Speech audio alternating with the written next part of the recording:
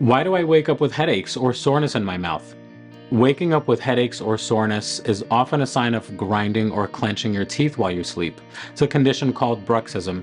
When you grind or clench your teeth, it puts pressure on your jaw muscles, which can lead to morning headaches, soreness, and even wear on your teeth over time. Stress is a common cause, but sleep disorders, misaligned teeth, or even lifestyle factors can play a role. The good news is there are effective treatments, like custom night guards, that can help protect your teeth and relieve those morning aches. If you're experiencing these symptoms, let's talk about solution to help you start your day pain-free.